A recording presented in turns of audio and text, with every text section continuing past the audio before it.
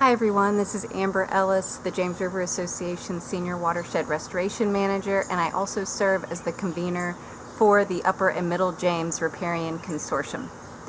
I'm super excited to share that our $1 million proposal to the National Fish and Wildlife Foundation was accepted, and it's going to allow us to build and deepen the work of the Riparian Consortium over the next 3 years.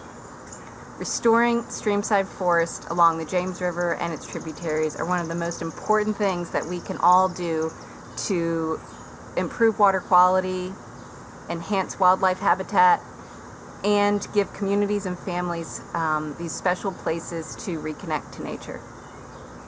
And I can tell you that it takes a village of passionate and knowledgeable people working together to make it happen. The consortium formed in early 2019, and we have a vision of growing partnerships to create healthy streamside ecosystems for clean water in the James River today and tomorrow. Over the past 3 years, we have a lot to be proud of. To list just a few things, we've definitely created a more connected network of partners across the region that are collaborating on projects. We are building capacity of partners through a pilot buffer certificate program through the Chesapeake Bay Landscape Professionals. We're collectively raising awareness of riparian forest buffers through outreach events like the upcoming Field Day on June 26th at Virginia Tech's Catawba Sustainability Center. And we launched the James River Buffer Program thanks to the Virginia Environmental Endowment. And between JRA, Department of Forestry, and the Chesapeake Bay Foundation, we've installed over 250 acres since its launch. Over the next few years, thanks to this grant, we are excited to build on the training program by engaging more with the private sector and building the green workforce around riparian forest buffers. We're excited to start a new James River Stewardship Program to care for our existing buffers that have been installed by partner organizations. And we are looking forward to increasing our local knowledge and competency around stream bank erosion solutions. And then lastly, looking to ways to become more resilient beyond just grant funding. How can we continue to sustain this partnership effort? So we couldn't do it without our awesome steering committee, which I'm going to pass it over to them to say a few words, and we'll be back.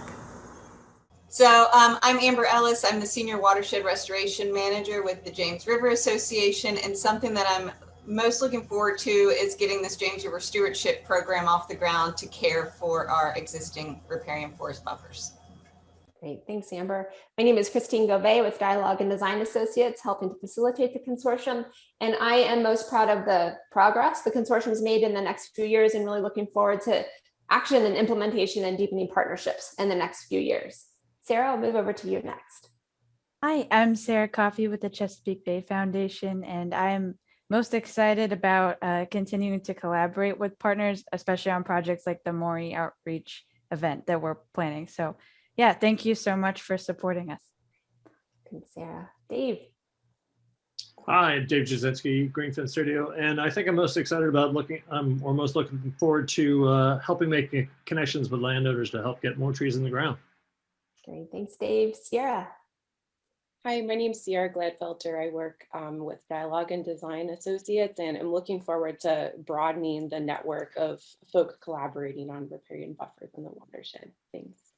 Thanks, Sierra. Sammy. I'm Sammy Bass with Trout Unlimited. I'm most enthusiastic about the fact that we managed to keep this many people together for the last 3 years in a continuous group meeting. Great, thanks, Sammy. Charlie, welcome to the steering committee. Good morning. So Charlie Simmons with NRCS out of the Lexington field office. I'd say the things I'm most excited about is just the partnerships and the end result of getting conservation on the ground. Always looking for ways to plug, holes in programs and get things done. So good morning. Good to see you. Great. Thanks, Charlie. Matt. Hi, Matt Earhart with Stroud Water Research Center. And I'm not sure proud's the right word, maybe impressed. Just this is maybe the most functional big collaborative I've been involved with. So, just the ability of people to work together and get things done is really impressive. Great, awesome. Thanks, Matt. Jenny. Jenny McGarvey with the Alliance for the Chesapeake Bay. I'm most impressed and proud of how so many projects have come to light from this effort that if it was just one of our organizations, it would have hit the cutting room floor because the capacity wouldn't have been there to start with. And it's led for just this huge creative burst that I'm just excited to see continue to roll forward as these partnerships continue to mature. Great, thanks, Jenny. And collectively, before I turn it back to Amber, we just want to say thank you to NFWF for the investment and the support. It really means a lot to a lot of different people who aren't even represented on the call today. So a big thank you. And Amber, back to you to conclude our intros and thanks. So again, thank you, National Fish and Wildlife Foundation, for continuing to support our efforts and for all that you do for clean water across the Chesapeake Bay watershed. And another special shout out to all of our partners that are doing amazing work across the Middle and Upper James watersheds. We couldn't do it without you. Thanks, everyone. Cheers to clean water.